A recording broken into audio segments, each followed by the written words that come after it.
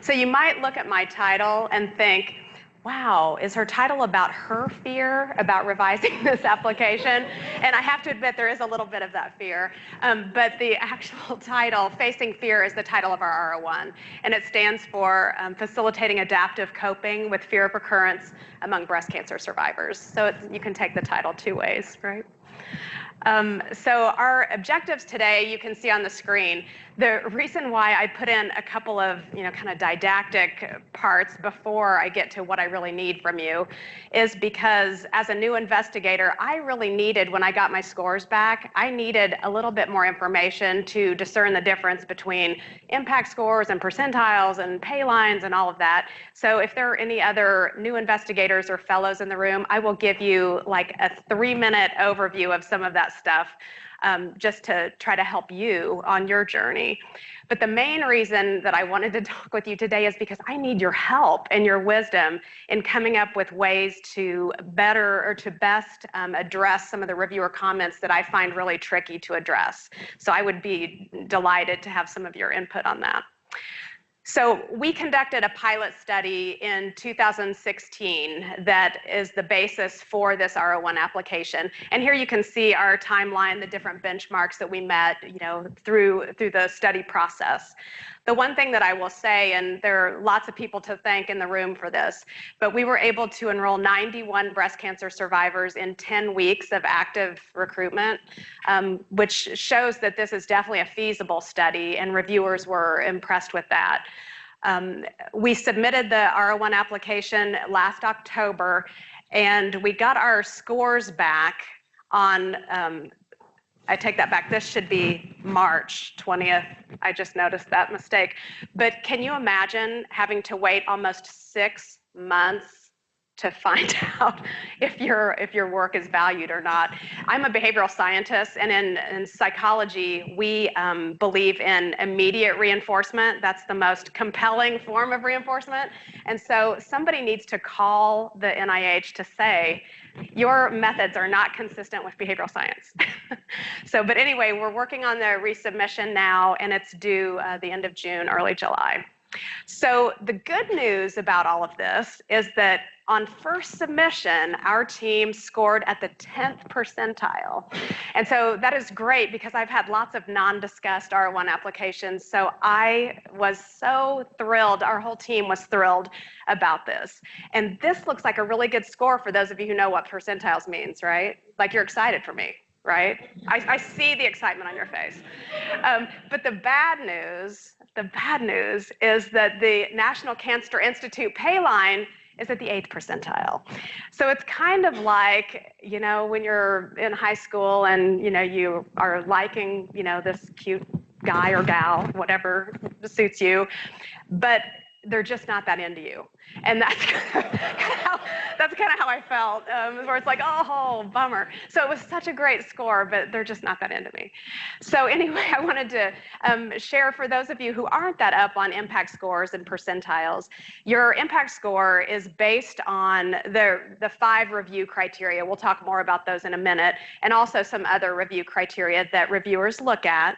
And you get a score from 1 to 9. 1 is great, and 9 is you need to, pack it up and go home. And so the percentile, though, is more of a ranking that takes that into your impact score into consideration, where a lower percentile is actually better. So my 10th percentile score is really good, but it just wasn't enough for to meet the pay line. So for the sake of time, since we're starting a couple minutes late, I'm not going to go into all of this. It's pulled, fairly directly from the NIH website, but it talks a little bit about how percentiles are actually determined. And so if you have a really, really, really hard study section where they hate everything, like Mikey and what was the cereal back in the 70s, he hates everything.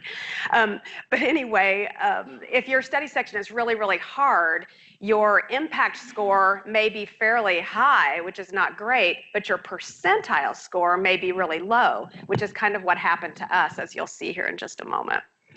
And then success rates, you can see the formula there. It varies by institute, and it depends on the number of applications funded divided by the total number that they review. And then the pay line is set by, how much money do they have available, how many grants do they expect to fund, and how much do they think they're going to cost. And so pay lines are really kind of a way to even all of this out. Like if you have a really hard study section, the percentile ranks as they match with the pay lines kind of help keep it all fair. So here you can see just a few of the the institutes from the National Institutes of Health that I could easily find online. There are 27 institutes or centers, so this is just a handful, but these were the only ones that I could find easily online. So you can see my institute is the National Cancer Institute. So are you looking at the comparison between the NCI and the others, right? So you can see that the NCI is much harder. And so Mary DeGroot, are you in the room? Mary DeGroot. So Mary is one of my beloved mentors. And so we've talked about how sometimes we feel like when we're doing these grants that we are like mountain climbing in heels. And that's kind of how it feels for me. So anyway, here I'll show you my score, the scores that our team got. Our impact score was a 30, which is not great. But it's not bad, but our percentile was much better. So that would suggest when it's that direction that it means that our study section was pretty tough. And you can see that, the scores are generally between, 1 and 3. There is that 1, 4 in there. And the thing that just, it killed me, the last R01 that I had submitted, we got scores of 1, which is like fantastic across the board for investigators. But this group didn't like me and us very much. So again, they just weren't that into me. But anyway, they loved IU as our environment. So that's terrific. And so I'll tell you a little bit more about our trial. Again, I'm the principal investigator, and we've got several very wise co-investigators. So this is kind of a dream team because between all of us, we have almost 100 co-authored publications together. So it looks like we have a long collaborative history, which we do. I've been working with most of these folks for a long time. The 2 fellows from the University of Texas at Houston, they are helping with a cost effectiveness aim, which is very new to me. So I needed 2 of them to help with that. And then you can also see the different sites where we are going to collect the data and enroll participants. We used all of those same sites for the pilot with the exception of Ball Memorial, and they're very excited to host us. So telling you a little bit more about our study, this will be the first phase 3 randomized clinical trial of group-based acceptance and commitment therapy. And that's the intervention that I oftentimes provide in clinic at Eskenazi to the patients that I see who are dealing with lots of unwanted symptoms and side effects and realities of poor prognosis cancer. My drawing to acceptance and commitment therapy, or ACT, is related to there are so many parts of living with cancer that are probably not going to be easily changed.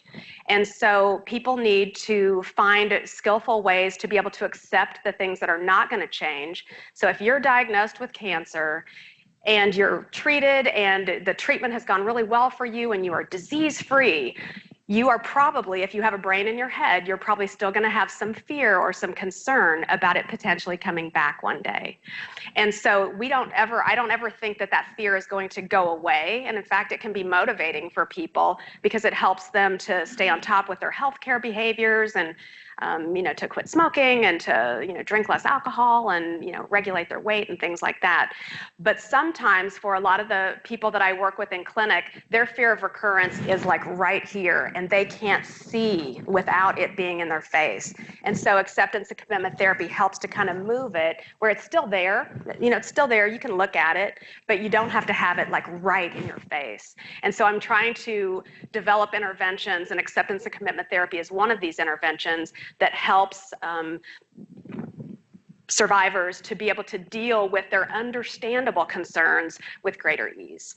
And so we're comparing acceptance commitment therapy, group-based, to a time-matched survivorship education program that we've put together that basically answers every question that every survivor in the room has about the things that they can do to reduce their risk of recurrence, but we just didn't throw any of the emotional regulation skills in that arm. And then we also are comparing to enhanced usual care, which is basically giving survivors some readings and a brief coaching session to let them know how they can put a program together for themselves to meet their specific needs. The reason why we compared ACT to survivorship education and enhanced usual care is because the latter two are basically what's kind of happening in practice anyway. So if you are treated for breast cancer at IU Health North, they have a monthly educational support group, much like our survivorship education program, and that's common through large cancer centers throughout the U.S. We don't know, how well it works for fear of recurrence, but there's a recent meta-analysis that came out that suggested that survivorship educational interventions, or the educational interventions, can be really helpful for cancer survivors. So in enhanced usual care, that's happening in smaller cancer centers, like the one I used to work at in Terre Haute, where you end your treatment and they hand you a brochure from the National Cancer Institute and say good luck to you. And so we're doing that and more because we're at least offering a coaching session. So here you can see the pilot data that we had, and there's too much on here for you to really go through, but you can see there are many asterisks in this column suggesting that ACT was superior on a lot of outcomes, even in an underpowered pilot, compared to survivorship education, and it also showed some superiority on some outcomes compared to enhanced usual care. So this was and reviewers were impressed with the strength of our pilot data. And so this gave them at least some confidence to give me a decent score. Not ask me on a date, but at least decent score. So here, again, too many words on the page, but I wanted you to know that our aims were as follows. The first aim is basically the efficacy aim to see if ACT is superior on the primary and secondary outcomes, primary outcome being fear of recurrence. Our second aim is looking at some of the mechanisms of action of how ACT may work in comparison to survivorship education and enhanced usual care. And then the third aim is that aim that I told you about, cost effectiveness. So here's the schema for our study. Again, after we enroll everybody and randomize them to one of the three groups in equal numbers, then they will receive the 6-week intervention period for the ACT and survivorship education group, and then we will assess outcomes at 2, 6, and 12 months. Here's our conceptual model where you can see how our different study variables map, with the aims. Again, this is too much for everybody to look at, but I just wanted to prove that we have it. And reviewers did not have any complaints, so good on that. So for the remaining time that we have available, this is when I need your help. So they had several easily addressable concerns that I'm not going to bother you with because they're very, very simple for us to address. Patrick and I can address them in a weekend, right? Just kidding. But Patrick Stutz is my research coordinator, skillful writer, so I just wanted to introduce him and give a shout out. So this is the hardest challenge that I'm going to have to address. Reviewers kind of think that we need to have been comparing to cognitive behavioral therapy. We do not want to do that for a variety of reasons. Number one, I have no pilot data, so I have no idea how it would work for us. But I'm just wondering when you read these concerns, I'm wondering what comes to mind for all of you. I can share, if nobody has anything to say, I can share, kind of what we've come up with so far, but I really want your input if possible. So anybody have any ideas?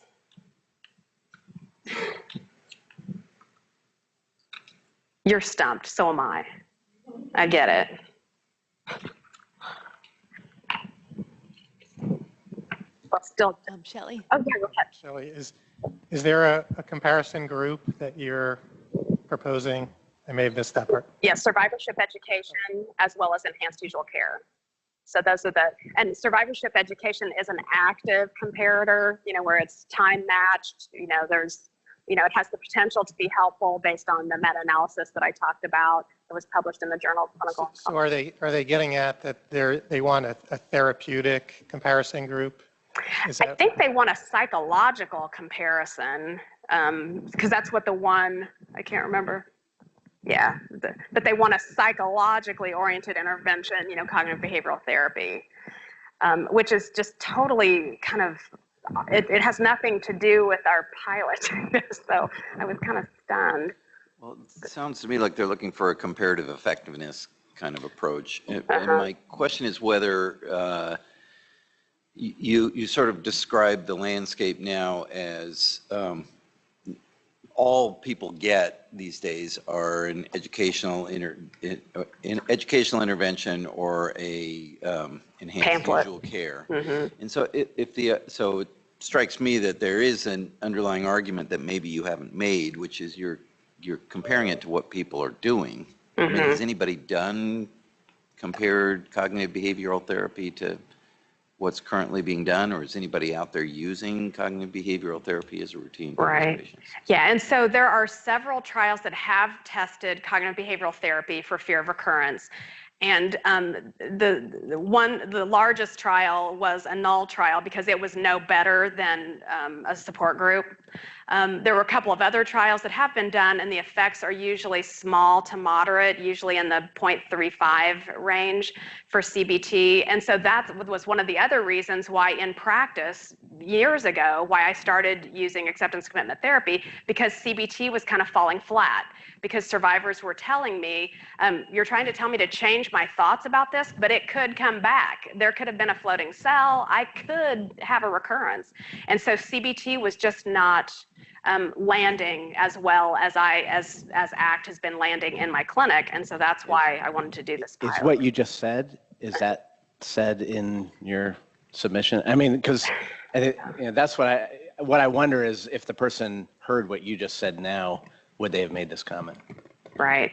And so I do feel like I need to strengthen that language because I tried not to say a whole lot about CBT in the grant because I didn't want to bash CBT because it's a great intervention. But I probably need to add a couple of sentences somewhere, why not? And then trying to think. Well, anybody else, I saw a couple of other hands in the room. Anybody else have any ideas for this? I really appreciate what you've said so far. Yeah, I can just say, from the caveman, like primary care perspective, when you see anxiety in general, CBT is like the go-to kind of, that's the tool we have. And so I can at least understand why someone might call this out and say, hey, can you compare to that? Yeah, that makes sense. Any other final comments on this one before we move on to another company? Yes, thanks. Once you include the response, I would encourage you including that data in the prescribing to that side.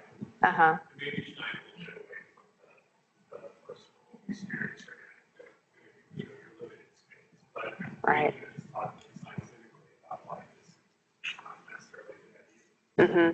Yeah, like make it a data-driven argument. Yeah, I think that's the way to go. Thank you all. So I've got a couple more. We'll see how much time we have left. But so the next one was they were concerned that we didn't have enough detail regarding procedures to maintain blinding of the study team. So, I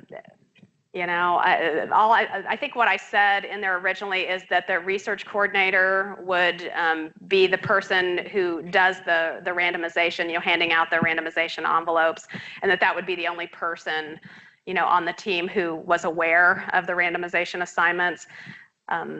What do some of you do when you have, these blinded trials where you're delivering a behavioral intervention? What do you do to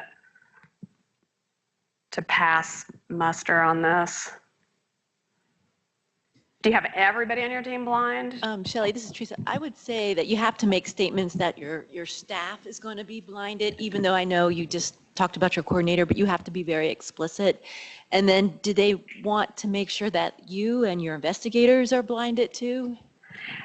They didn't, all they said about it was what you see here. I mean, these are like pulled directly from it. Okay. But so you could, so I think the response is just all the explicit details of how you're going to keep it blinded. Even, I would say, your study team, probably you as well, until you're going to do the analyses. Right. So talk about, how everyone on the team, except for the research coordinator, say the statisticians will be blind, the data assessors will be blind, all the study staff, the interventionist can't be blind, and then the person supervising the interventionist can't be blind, but everybody else.